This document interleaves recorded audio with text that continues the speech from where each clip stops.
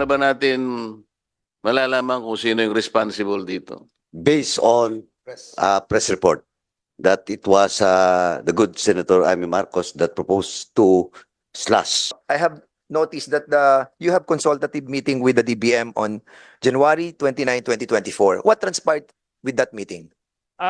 Basically, nag-worry ho kasi kami dito sa wala yung kulang natin, Na deficit. unappropriated 9 billion. Nag-worry ho kami diyan kasi nagko-comply na lahat. In 1 to 2 weeks right after Holy Week, tapos na yung compliance. And of course, our beneficiaries will start looking for their grants. Kasi Yes. nabayaran na natin yung iba, as I mentioned. So a big chunk of this will start saying, oh, complied na kami, but ayaw nyo kami bayaran. And between us, mahirap sabihin na hindi man namin alam paano ipapaliwanag. So Okay, to speak. Mr. Secretary, for more clarity, so this 9 billion that we are talking about, that you have a discussion with DBM, are exactly on education grant, on rice subsidy, and the Health, yes. health grant. Health grant. Health grant, correct. Health. So this is the totality of that 9 billion that is unappropriated right now. Iba pa yon. Yes, sir. Tama. The two of you are correct.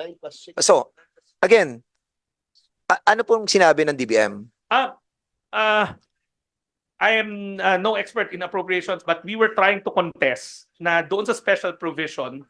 I'm sure you know this very well. Yes, Na we can, na our contention was, if I read it, the 106 billion appropriated herein for the Pantawid Pamilya shall be used to support poverty reduction and social development strategy of the national government, provided that the 4 Ps covered are eligible beneficiaries under section blah blah blah. The said amount includes cash grants, rice subsidy, and the other grants thereof. The above mentioned beneficiaries are compliant. In our opinion kasi, as long as compliant ka, and then beneficiary ka, you're covered by this. Meaning we can use our contention, and we're probably not right, I'm sure we're not. The current appropriation, plano namin sana gamitin for the previous payable. Kasi it made no distinction, in our opinion, the special provision made no distinction between years. Diba? Parang sinabi niya, basta kung tatagalugin ko, kasi nandito yung mga ibang 4Ps beneficiary, na kung ikaw ay kwalipikadong beneficiaryo ng 4Ps, dapat na gamitin nyo tong pera na to pang bayad. It never, in our opinion, in our humble opinion, never said 2023 pang 2023. We're treating it hopefully like a trade payable. Na pagka nakalibro siyang payable, just like any other supplier, pwede mo gamitin yung current appropriation. But we're still waiting officially for DBM's written answer. They're also doing their due diligence on the matter. So yun ang naging ending namin. So in other words, Mr. Chairman, Mr. Secretary, the requirements and the prerequisites that Have been met. entails on that program was satisfied Yes. by the department, By the beneficiaries. by beneficiaries and the department. Yes. With that, it was included as well in the National Expenditure Program. The budget of Yes, in correct. the NEP for Correct. 2024, it was included, Both for 2023 and 2024, it was included. Yes. So in other words, it passed through the Congress. So we have seen the appropriated amount that was written on the NEP. So what happened to the 9 billion that now you are asking if we were able to appropriate on our side about this 9 billion pesos that was written on the NEP? Okay, Mr. Chair, I can't assume what happened. Basta all we know is that when we submitted our NEP, our proposal, it was there. Yes. Kasi we have a rough estimate of, di ba, we're assuming that all 4.4 will comply. So when we submit it, buo po yun. Now, what happens inside Congress, we're not privy to it. So, yun ako, I'm afraid I cannot I cannot hypothesize. But one thing I can say, in the national expenditure, when we submitted it, mas malaki pa nga. In our tier 2, mas malaki pa yung And sinabit. that's the reason why, Mr. Chairman, I want to be educated on this issue because when the good secretary was here in the last budget hearing, he never approached us on this issue precisely because he assumed that the budget will will not will be touched or be realigned.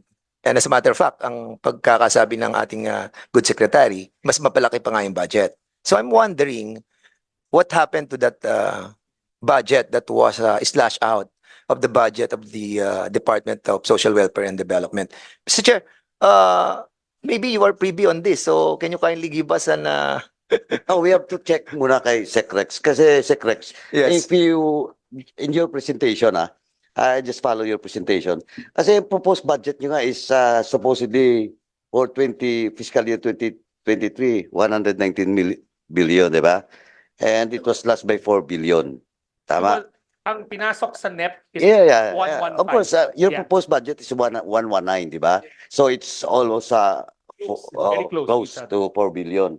Now, but in Dagaa, it's only 102 billion. Correct. Tama. Correct. Kaya Correct. nawala yung 9 billion. Ang nawala sa 2023 po is in the third column. Negative 13 Kaya billion. tama. Negative 13. Pero Ang yung sa deficit, 2024, Pero yung- negative 6.5. pero yung deficit mo dito for 2023 is Nine. only 9 billion Correct. Correct, sir. May difference po talaga. because of the listing. One, the non-compliance of others, di ba? Okay. We maximize all the time. We always assume that they will submit. Pero some of them will not comply, so lumiliit po siya. But anyway, just to I'm not a member of the Committee on Appropriation and maybe I am not anyway, truly nandito po yung senior vice chair, but before Sir, if I can add the Andali. wait, Sir, may sagot na po. yes, dun sa please tanong. proceed. The reason bakit merong gap between the deficit, the projected deficit, and the decrease, the proposal is because 95% lang ang compliance. May 5% ng populasyon ng 4.4 hindi nakaka-comply. So, hindi natin sila babayaran ng grant na yon, that particular grant. So instead of 13, 9 lang talagang actual. Yes, Not yes, deficit. yes, Mr. Kasi Chair. yun lang po yung talagang na-qualify. Yes, Mr. Okay. Chair. And you have explained this, Mr. Secretary, sa DBM, that the priority is this 9 billion. You've explained both. Both will become priorities. Mr. Chair, yung 6, kung pupunta na lang kami sa DBM, hiningi na namin buo. Yes, so. Kasi yung 6 billion come end of the year, hahabol din yun eh. So in other words, kapag hindi tayo nakapaglagay ng 9 billion dito, in other words, magkakaroon tayo ng talagang more deficit. Yes. Yes, Diba? correct. You're correct. Yeah. So what will happen if ever na hindi natin tumalagyan ng 9 billion for this year, in the next year that you will be submitting your budget for 2025, how much will be the deficit? Mr. Chair, I can give you a bird's eye view. No? Yung 9 billion na yon, a big chunk of that are education grants. No? A big chunk of that are education grants. Halo-halo siya, pero malaking porsyento nun are education grants. I'll just give you the data collated for the past couple of years. Because of that education grant, 81% of the beneficiaries registered better school enrollment. Ibig sabihin na i-engganyo silang paaralin yung mga anak nila, papasukin yung mga anak nila, kasi may grant. Yeah. A lot of them have shown, 81% of them have shown at good attendance and enrollment. Number 2, 89% of them, dahil nasa school sila, nakakakuha ng deworming. And these are very vital interventions that we envisioned when this program was created. So kung hindi natin, I can only assume na pag hindi natin mababayaran yung education grant, tatamarin, pangit man pakinggan yung word na tatamarin, suddenly they'll go back to diba, we're correcting a behavior here. We're telling them, pag pinapasok mo yung anak mo, marirealize mo na para sa iyo yan, pero may konting insentibo o tulong pang gastos. E pag hindi na natin yan mabibigay, baka mag-regress sila pabalik. The good rates that we are getting, the initial success of the program might regress. In other words, all the efforts and the hardship that we gone through with this 4-piece program will just go to naught. Yes, and what I'm trying to say then is we cannot send the wrong signal Yeah, to our correct. beneficiaries Yeah. that government cannot be relied upon. Na pag kinumit natin, what we owe them, we pay them. That's what I'm scared of. Na mawala ng kredibilidad yung programa in the long run.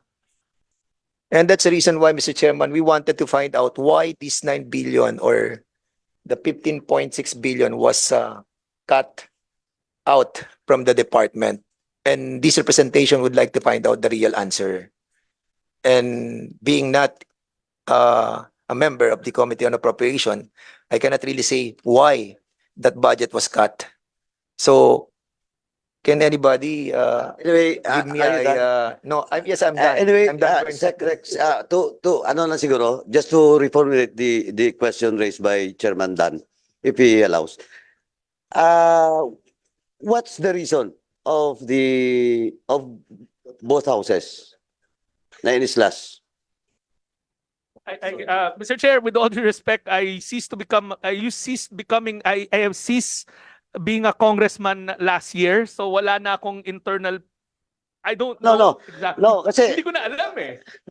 Sec, kasi sumulat ka, di ba? Yes, to reiterate. Yeah, reiterate so some of what's the reply? But- Doon na lang muna tayo. What's the reply of the lower house, or the bigger house and the smaller house? And we did not get a reply. Reply?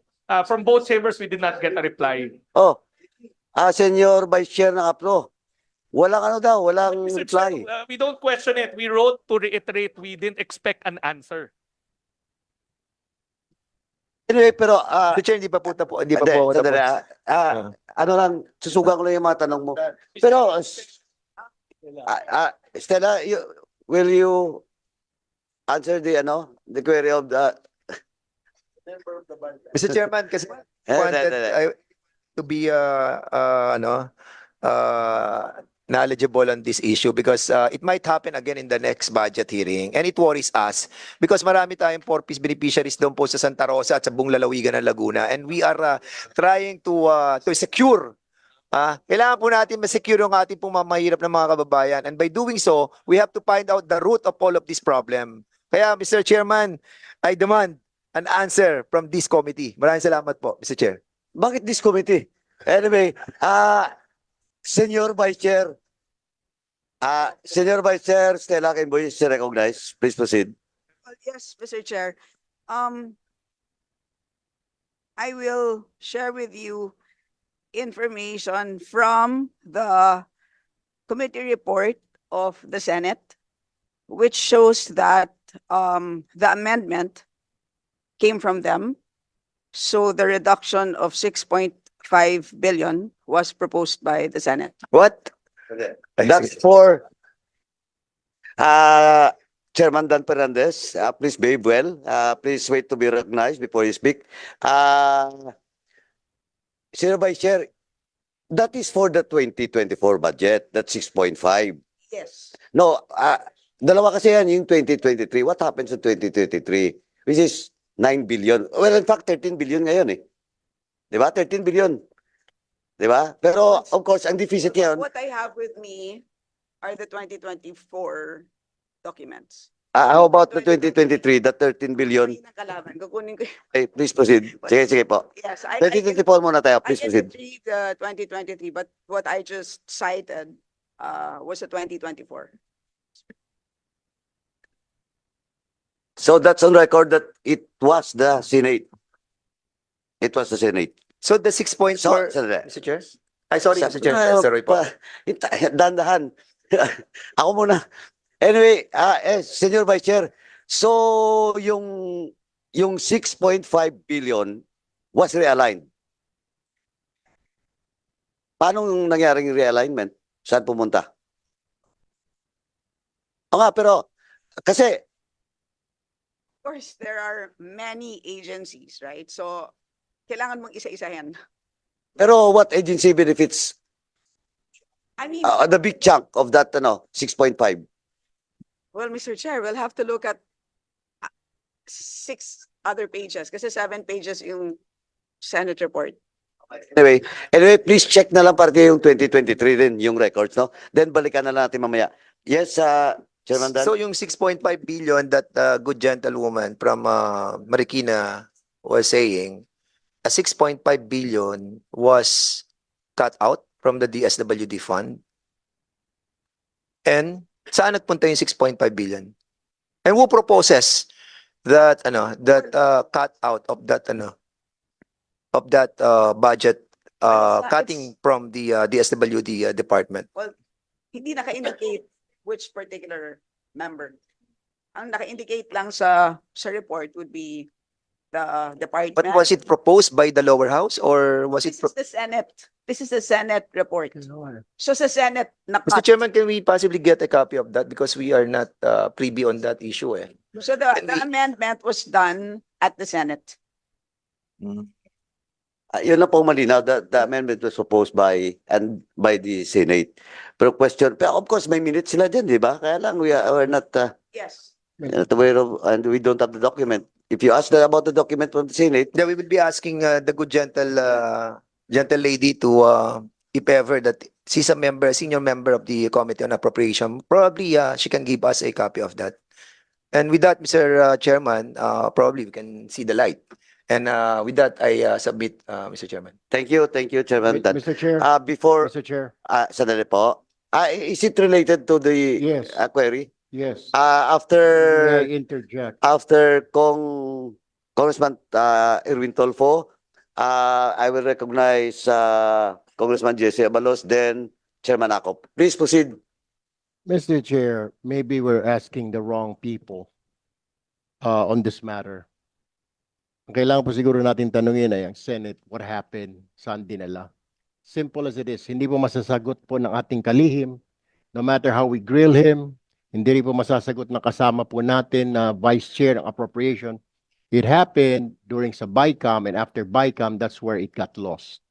Sir, it has been happening, believe me. As a DSWD Secretary, even just for 6 months, I've learned a lot of things. Na nawawala po ang pondo pagdating sa BICAM, pag-akyat po sa Senado, nawawala.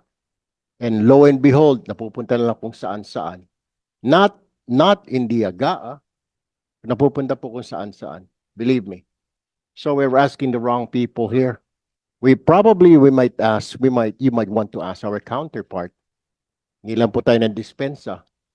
Because no matter how we investigate it, wala hong patutungan dahil sila po ang nakakaalam. Simple as it is. We will be wasting our time, hours, and the time of these people here because ginalaw po yun doon sa taas, hindi po dito sa baba.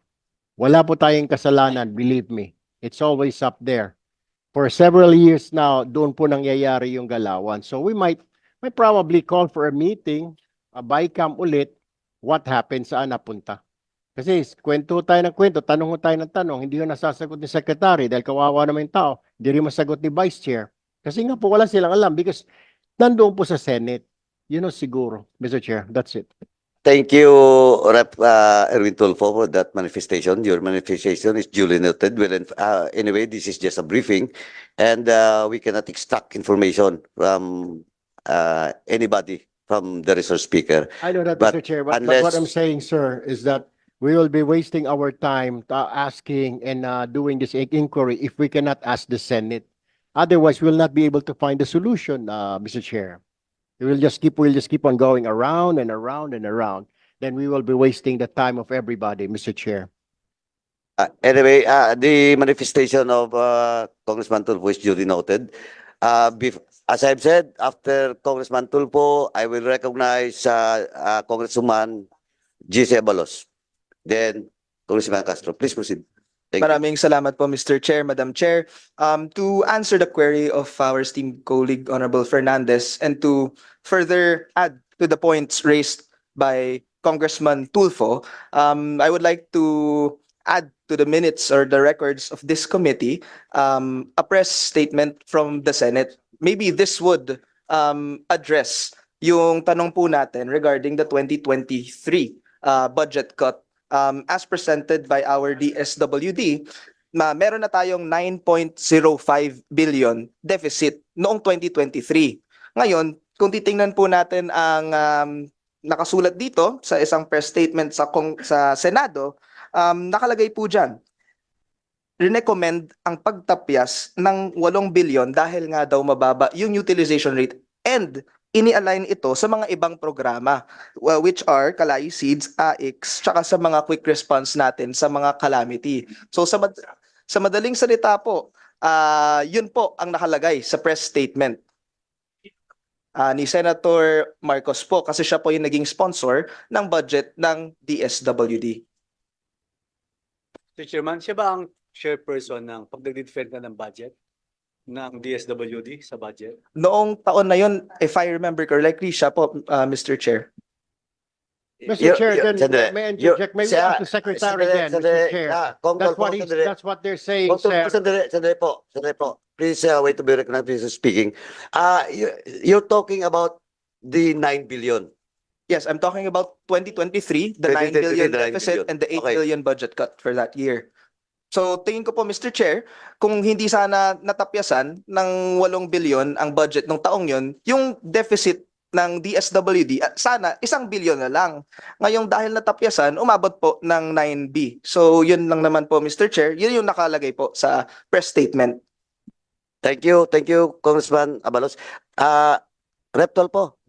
Mr. Please. Chair, then sinabi nila na nilipat sa Kalahi, nila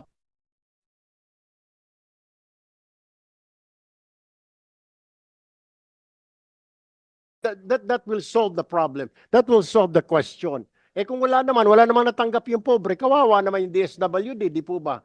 Kasi ginagawa lang tambakan, ginagawang taguan or something, hindi naman niya natanggap. So we'll ask the secretary, natanggap po ba ng DSWD? Nalagay po ba sa Kalahi? Nalagay po ba sa SLP? Para magkaliwanawan ho tayo dito, Mr. Chair. Thank you, Reptol po. Sec, Thank you, please Mr. answer Chair. the Thank you, query. Kong Tulfo. What I can confirm, nadagdagan yung mga budget ng mga programa na yon.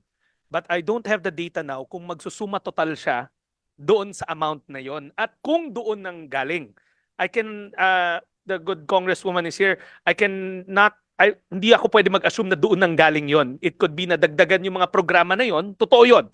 That I can confirm, nadagdagan. Ang hindi ko lang kaya sabihin if nag-add at kung saan galing. But you confirm that nadagdagan yung mga programang na yon. Yes. Okay, sa pagdagdag ng programa na yon, naka-realign yan, di ba? So malinaw, pati implementation dapat nandun, di ba? So can you submit to us? Yeah. Science per program? Yeah, Yes, Mr. Chairman, we will gladly send to you a copy of the a report that will show the increase and decrease per program of the DSWD.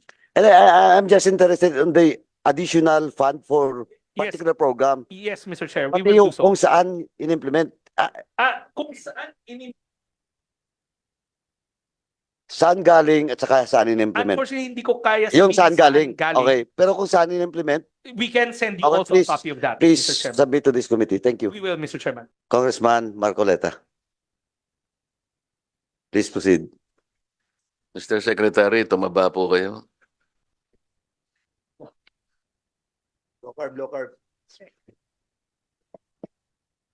Rigors of the job don't get to run anymore, Mr. Chair. Before you proceed, with the indulgence of Congressman Marcoleta, let me remind the members of this committee present here that we have to be in the plenary before the votation for the RBH. Yun daw talaga dapat physically present tayo. Hindi ko alam. Tumembre lang yung COMSEC, so magpapa-tembre lang sila. Kung kailangan natin muna temporarily mag-adjourn, then siguro mag-resume tayo even during the break, if the leadership will allow us. So please proceed. Salamat, Mr. Chair. Mr. Chair, I'll start from the issue of the slashing of the budget. Magkano po yung nawala talaga, Mr. Chair, sa budget niyo? Mr. Chair, in the table number, which year, Mr. Chair? 2023, 2024. Yes. 2023, 13 billion. 2024, 6.5 billion. And would you have an idea as to why this is slashing of your budget? Mr. Chair, ang assumption ko, if you look at that earlier trend kasi, the department really had underutilized amounts nung 2020, 2021, 2022. And kung titignan nyo yung corresponding slash, parang magkatugma halos yung hindi namin ginamit at yung tinatanggal. I can only assume. Maybe your assumption, Mr. Secretary, is correct. because it jibed with the numbers. Comes close. But even if that is correct, and considering that your budget tries to address particularly the PPP beneficiary, the poor piece beneficiaries, did you bother to inquire as to why these slash were made in the first place? We wrote a reiteration na wag slash and justified why it should not be so for both houses. And what answer did you get? if We any? did not get any. Unfortunately, we did not get any, but we weren't expecting rin kasi it was more of asking. And also, did you ask who was responsible in slashing your budget? Mr. Chair, we wrote that letter prior to the release of the GAA kasi we were lobbying in both houses na wag mabawasan. Because the last time we checked, I think the House of Representatives has nothing to do with this. And after the BICAM, some miracles were performed. Mr. Chair, that is what it seems from this earlier part of this briefing. I'm not a usual participant in a BICAM. I believe I participated in one BICAM only. And I got frustrated. It's boring. Why? Pag nandun ka, hindi mo alam kung ano nangyayari, Mr. Secretary. Andiyan ang contingent ng Senate, andiyan ang contingent ng House, but there are only two people talking together, isolated from the rest of us. So, ang gusto ko lang itanong sa inyo, kung sino man yung responsible ng pagkakatanggal ng budget ninyo, alam naman nila na merong target people, beneficiaries, more particularly yung poor piece. Did they underestimate your judgment or your capacity to put some numbers to address the needs of the poor piece beneficiaries? Mr. Chair, I think I can only assume again that at the time of the hearing, even in both hearings, mababa talaga yung utilization namin. Nasa 30%, 17%, because we were cleaning the list. But we kept on repeating, and the minutes will bear me out on all the budget hearings, that I kept on assuring our policymakers na ma-reach namin yung full disbursement because talagang we had a dedicated team doing the listing, the clearing. So we were very confident. I But- believe you, Mr. But it Secretary. could As be a that matter of fact, they- when you were appointed as Secretary of DSWD, I thought that that was the best decision the President ever made. Thank you. Ngayon, ang tanong, ikaw na yung nandun eh. Okay, palagay mong wala na tayong sisisihin kung ano man yung mga nakaraan, di ba? Merong, siguro, hindi naman sinasadya yun, talagang gano'n. Nagka-problema yung iba. So, nagkaroon ng underutilization. But will you utilize that particular issue only para tanggalin mo yung budget, especially now na merong itinalagang secretary who is serious enough to do his job and to address the problems as he see fit? Mr. Chair, I have to give credit where credit is due, and not because Congressman Tulfo is here. He started the cleaning of the list. Yes, I know that also. During his time, there was an honest to goodness effort to Yes. clean the list. And they should have, well, we were hoping that the policymakers saw that effort. Sineryoso talaga yung paglilinis ng listahan. And considering that there was already a serious effort going to this direction, like for example, Secretary, now Congressman Tulfo did his best also until you succeeded him. Bakit naman dahil lang sa perceived low utilization ng budget ay inislash yung ganito kalaking pera?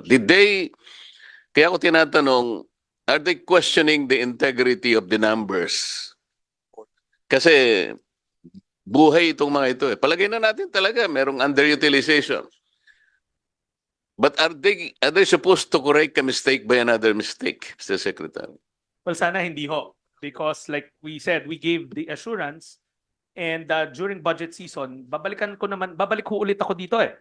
At matatanong ako ulit na, o bakit yung pinangako mo hindi pa rin nangyari? Kaya nga pinanindigan talaga namin na ituloy yung paglilinis at seryosohin yung paglilinis. We were probably hoping that they gave us the chance to show full utilization. Total, at the end of the day, babalik at babalik kami sa Kongreso to ask for money. At makikita nyo ulit kung noong 2023, hindi namin na-utilize. Then, walang credibility yung hiningi namin na leeway. 400 or 800,000 households, equivalent to something million 4-piece beneficiaries. Yung 4-piece PPP, Pantawid Pamilyang Pilipino program, talagang tawid lang eh. So, with this, talagang itatawid mo lang eh. You are not even sure how far you were able to tawid him. Baka nandun pa rin siya ng edge, di pa siya nakakalayo eh. Pagkatapos, biglang tinanggal itong 8 or 9 billion pesos. What is the quality of the tawid system now? Are you not bothered that some of those people na naitawid mo na, baka sakaling isa-isa nang bumabalik doon sa pinanggalingan nila? Mr. Chairman, I'm very bothered by that. We are very, very bothered by that. And that's why we, for the record, and I guess it's subject to another hearing, and that's why we welcome the near poor program, the AKA program. Kasi that's really meant as a crutch for the near poor. I'd like to think na pag non-poor ka dito, hindi ka naman sobrang yaman, nandun ka lang, barely making it in that poverty threshold. And one shock, baka bumalik ka ulit sa ilalim. So, that's a separate topic altogether, but bothered, definitely very bothered. Yun nga, Mr. Chair, Mr. Secretary, ganun kabuway yung foundation ng program na to eh. Konting galaw mo lang to, baka bumagsak siya uli. So, dapat sana kung sino man yung responsible sa gumawa nito, inisip niyang mabuti ito eh.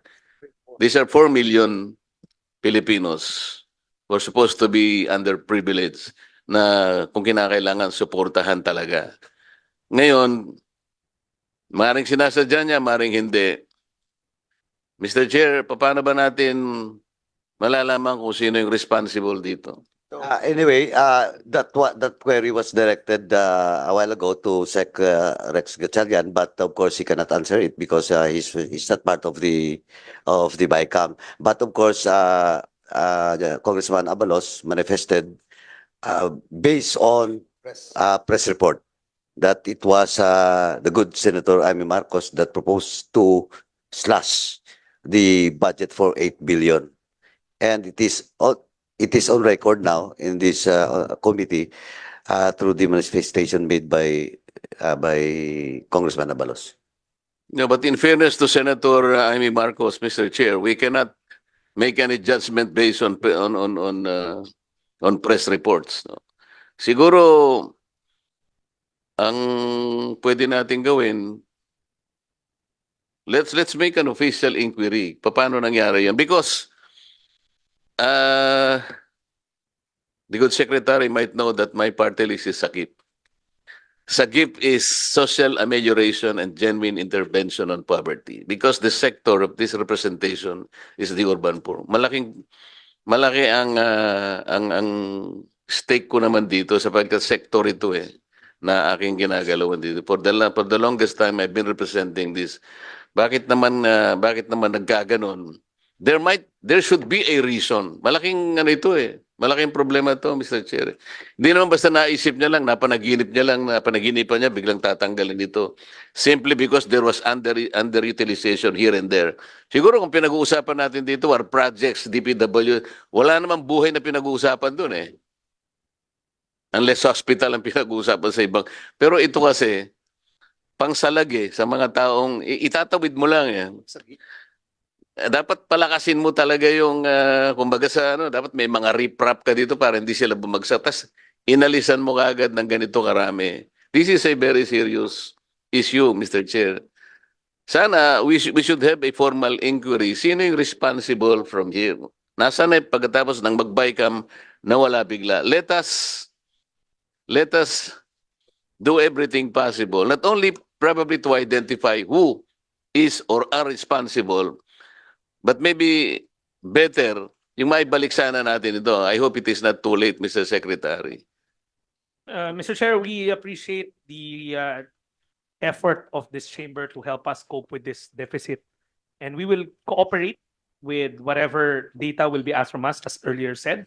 We will churn out all the data and send it to the committee. Yes, nakakaawa ang departamento mo, Sega. How are you coping with this problem? Well, etong 9 billion, a big chunk of that will come to for netong first semester.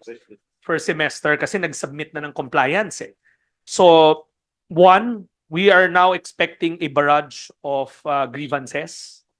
Na kompleto na kami, bakit hindi pa kami nababayaran? But more than anything, ang worry namin is the credibility of the program. Once a program is destroyed sa utak ng isang tao na hindi siya maaasahan, then ang worry namin, it might take time to recoup the reputational damage to the program. So we are working against time. That's why nung sa slide sa January pa lang, nagpunta na kami sa DBM. I spoke to Sec Mina. We're trying to find a solution even before the train hits us. You're correct, Mr. Secretary. Mabuti na lang hindi umandar yung papanood natin. Alam ko sasabihin nun siguro kahit di pa natin narinig. Baka wala na siyang tiwala sa program eh. Kapag yung tao kasi nawala ang tiwala sa program, medyo mahihirapan na tayo. Kapag ang tao tiwala sa program, kahit naghihirap tayo, kayang-kaya mong ilaban yun eh. Because people still believe in the program. Di ba, Mr. Secretary? You're right, Mr. Chairman. In fact, I keep on pointing to them. Nasa likod ni Sec Kimbo yung SNPP. They're a group that represents NCR base, no, or Greater Metro Manila base, nationwide beneficiaries. Dahil kami nag-uusap. In fact, we have arguments kung bakit ma-exit. But at the end of the day, we always leave the room saying na we'll keep on studying. They're part of the group that pointed out the moratorium. They're part of the group that also pointed out the delays. Yung unseen na tawagin namin, yun wala na lang bigla. Dahil sa kanila rin yon. And ang worry ko, alam rin nila to na tutuligsain rin sila as the officers kung bakit hindi nabayaran. O pinangako na may moratorium, pinangako na nabalik, pinangako na mag-submit, babayaran. So, worried rin kami, pare-parehas. Kasi nag-submit na ng compliance, doon ako na, I'm a bit worried with that. Kung ang tao nag-submit, ibig sabihin done na siya sa assignment niya, our assignment is to credit it to their accounts. And alam niyo ng SNPP, we've had numerous meetings on the moratorium, on the targeting, on the retroactive payment, pati yung unseen na tawagin namin, yun nawala. Pinag-usapan namin yan extensively. We fully sympathize with your predicament, Mr. Secretary, and if anything that you can suggest that this committee will do, please suggest.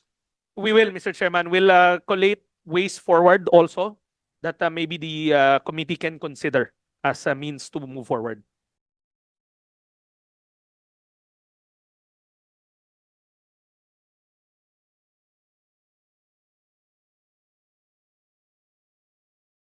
Paglilinaw lang.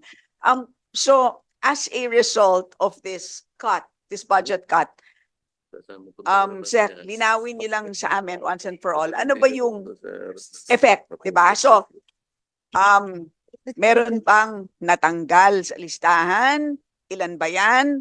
Or number two, wala naman natanggal, pero nagkaroon ng delay in payment.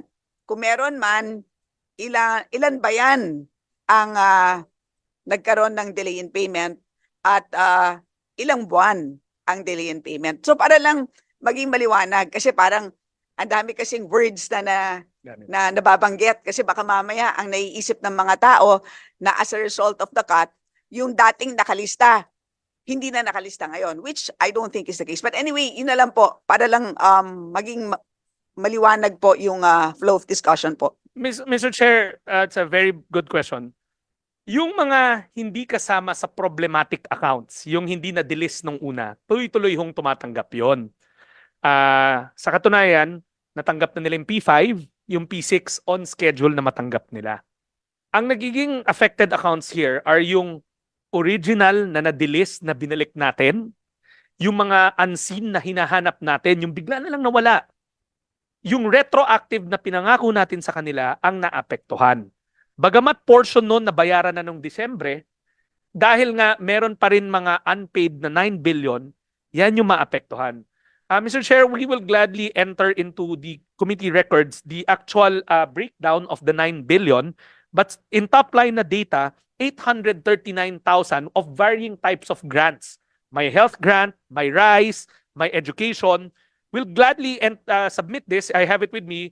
But again, rough top line, and I shouldn't be doing this, but just to give you a broad idea, 839,463 are affected.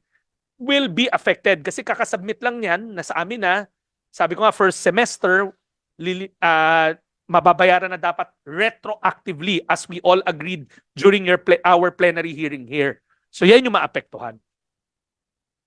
Of existing beneficiaries, correct. Of those that we returned, of those that we are still trying to located already, and hopefully yung malolocate pa. Thank you. We shall await the report, Mr. Chair. Thank you.